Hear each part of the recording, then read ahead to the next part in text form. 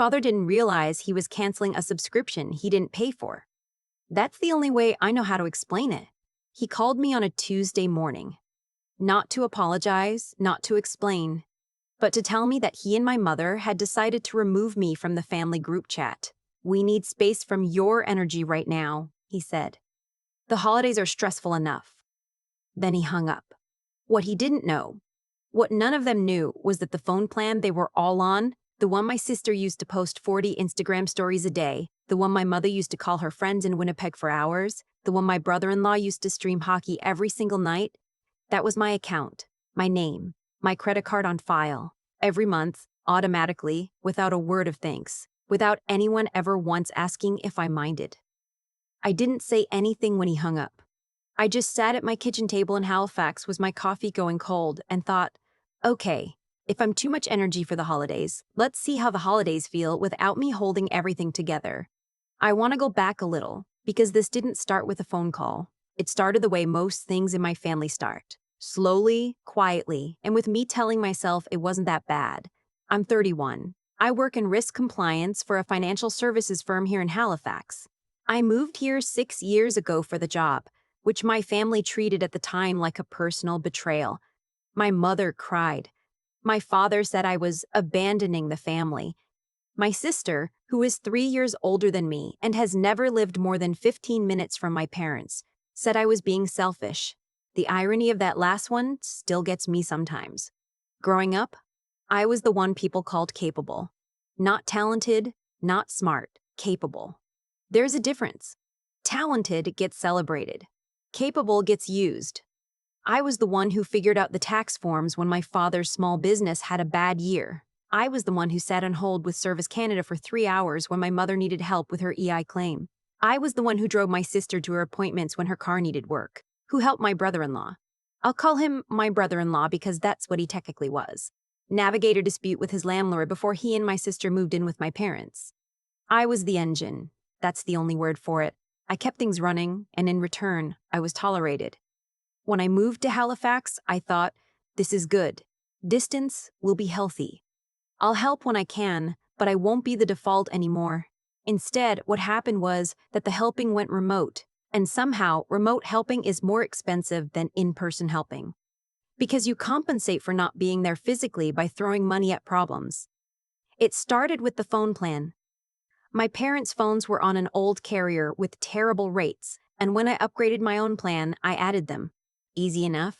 Then my sister asked if she could be added too, just temporarily, while she and my brother-in-law were getting sorted. That was 4 years ago. They never got sorted. Or rather, they got very sorted. Just not in a way that involved paying their own phone bill. Then there was the car insurance top-up the year my father got a minor collision and his premium jumped. Then the grocery gift cards I started sending monthly just to help a bit during a stretch, when my mother mentioned they were watching spending. Then the Netflix, the Crave subscription, and eventually, and I still don't fully understand how this happened, my brother-in-law's parking tickets. 2 parking tickets. $47 each. He texted me directly, not even through my sister. Hey, any chance you can spot me? I'll transfer it back. He never did. None of them ever did. Over 6 years, I ran a rough calculation once, the kind of thing I do at work all the time. Risk exposure, liability, total cost of a relationship with no return on investment. The number I came to was somewhere north of $30,000. Not in a single dramatic gesture, just month after month, year after year, the quiet leak of being the capable one. I told myself it was fine. I told myself family helps family. I told myself family helps family.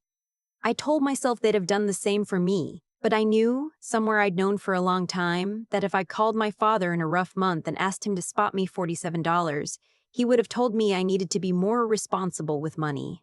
The Christmas invite, or rather the uninvite, wasn't the first signal. There'd been others. A birthday where my mother forgot to call until my sister reminded her 3 days later. A comment my brother-in-law made at Easter 2 years ago when I'd driven the 10 hours home to be there, that I was too serious, and kind of brought the energy down. My sister laughing instead of saying anything. But the Christmas thing was the one that broke something loose in me.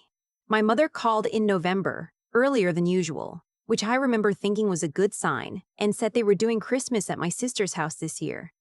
A real celebration, she said. My sister was expecting her first baby in February, and they wanted to make it special. We're keeping it small this year, my mother said, just immediate family and a few of her close friends. I waited for the invitation. It didn't come. I texted my sister a week later, casually, said I was looking at flights and wanted to book early. She took 2 days to respond. Oh, Mom didn't tell you. We talked about this. We want it to be a calm energy this year. You know how you get. I don't know how I get. I have never once in my life caused a scene at a family gathering. I am, if anything, too quiet, too agreeable, too willing to absorb other people's moods without complaint. I asked what she meant. She said, "You make everything complicated. This year is about me and the baby. We don't want the stress." Then my father called the Tuesday morning call and removed me from the group chat. I sat with that for a few days. I went to work, I did my job, I came home, I sat with it. I thought about all the ways I could respond. I could call and confront. I could send a long message explaining how hurt I was. I could show up anyway. And then I thought about something I'd learned in risk compliance. The best time to restructure an exposure is before the damage compounds. You don't wait until the loss is total. You act when you still have leverage. I opened my phone plan account. I sat there for a long moment, looking at the 4 lines attached to my account. My mother's line, my father's line, my sister's line, my brother-in-law's line. I'd been paying for all 4 for years. The total monthly was just under $300. I removed my sister's line first, then my brother-in-law's. Then I called the provider and changed the account email and password. Then I looked at my mother and father's lines, and I thought about it for a real moment, because they're older and my mother especially doesn't manage technology well. And then I thought about the call, the group chat, your energy. I put them on a basic pay-as-you-go plan under their own account, prepaid 60 days so they'd have time to sort themselves out, and I removed them from mine. Then I opened Crave. Canceled. Netflix. My sister had changed the password the year before anyway, locking me out of my own account, so I just canceled the payment method. Gone. The grocery gift cards I simply stopped sending. No explanation. I just didn't send one in December. My brother-in-law texted me on December 3rd. Hey, the phones are doing something weird. I didn't respond. My sister called on December 5th. I let it go to voicemail. She said the phones had stopped working and asked if there was a billing issue. Her voice was annoyed, not worried. My mother called on December 6th. She was more upset. She said my father couldn't reach his clients. He had a small contracting business, mostly word of mouth, and he did use his phone for that, and that this was really not okay. She said she knew I was hurt about Christmas, but this was taking it too far. Taking it too far. I thought about $30,000. I thought about 2 parking tickets. I thought about the drive home at Easter where someone called me low energy and my sister laughed. I called my mother back that evening. I kept my voice even because I'm good at that. I told her that I'd restructured my account for financial reasons, that I'd set up a transition plan for them that covered 60 days, and that after that they'd need to manage their own plan. I told her I was happy to help them find a provider and walk them through the setup. She said, "Why are you doing this to us?" I said, "I'm not doing anything to you. I'm stopping doing things for you. Those are different." She hung up. My father called 20 minutes later. He was angrier than my mother, which wasn't a surprise. He tends to lead with volume when he's cornered. He said I was being vindictive.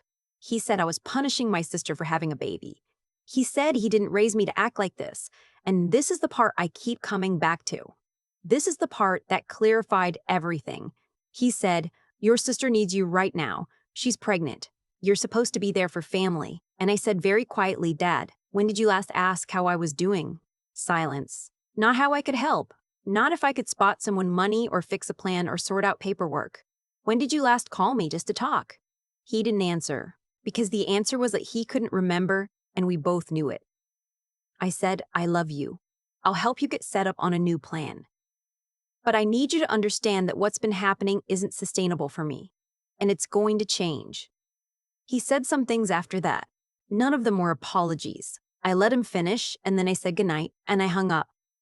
What happened next is the part I didn't expect. Not because it was shocking, but because of who it came from. 3 days later, I got a message from my brother-in-law. Not a call. A message. And it wasn't about the phones. He said he'd been thinking, and he wanted to be honest with me. He said my sister had vented to him about me for years, that I was resentful and competitive, but that living in my parents' house this past year had made some things clear to him. He said, "Your parents talk about you differently when you're not around. Your mom brags about your job constantly. Your dad tells his friends his daughter works in finance in Halifax. But to your face, I don't know why it's different. I think they're scared of you, honestly. Like, they don't know how to treat someone who doesn't need them." I read that message 3 times. I didn't know what to do with it. I still don't, fully. He and my sister have their own complicated history with my parents. He'd been unemployed twice in 4 years, and I think my parents blamed him for my sister's dependence more than they'd ever say out loud. Maybe he was trying to make an alliance. Maybe he genuinely felt guilty. I'm still not sure. But what he said landed because it matched something I'd felt for a long time without having words for it. My family didn't disrespect me because they didn't love me. They disrespected me because they didn't love me. They disrespected me because they'd never learned to love someone who didn't make them feel needed. I was the one who had left. Who had built something? Who didn't call crying every time the car made a noise or the internet went down? And rather than feel proud of that, it seemed to make them uncomfortable. So they found ways to keep me small, keep me useful, keep me positioned as the one who owed them something, who had abandoned them by succeeding. That's not love, that's management. Christmas came. I stayed in Halifax. I made a real meal, roast chicken, roasted root vegetables, a bottle of Riesling from the Annapolis Valley that I'd been saving. I video called a friend from work whose family was in Ontario and who was also spending the holiday alone. We watched the same movie at the same time on separate couches in separate apartments and texted commentary throughout. It was, genuinely, one of the better Christmases I can remember. My mother sent a text on Christmas morning. It said, "Merry Christmas. I hope you're happy with yourself." I was, actually. I wrote back, "Merry Christmas. I hope the day is peaceful." In January, I did something I'd been thinking about for a while. I made an appointment with a fee-only financial advisor here in Halifax. Not about retirement planning, about restructuring how I thought about family and money. She helped me get clear on what I was and wasn't willing to do going forward. I wrote a list, not of grudges, of limits. I will help in a genuine emergency. I will not sustain indefinitely what should be someone else's responsibility.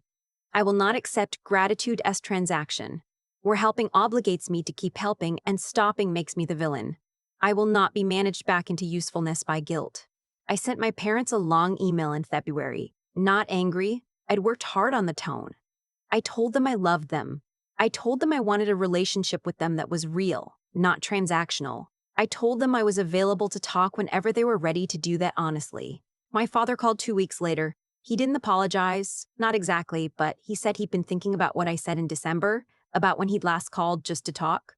He said he didn't have a good answer. He said he thought he'd been treating me like I didn't need anything because I'd always seemed fine. I thought fine meant you were okay, he said. I was performing fine, I said. There's a difference. We talked for an hour and a half. It wasn't fixed. Families don't fix in a single phone call, but it was real.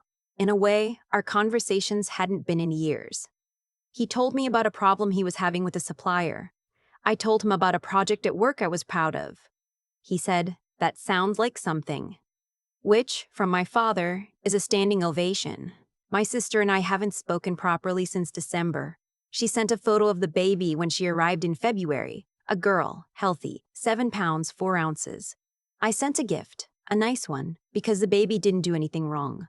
I wrote a card that said, "I hope we'd find our way back to each other when the timing was right."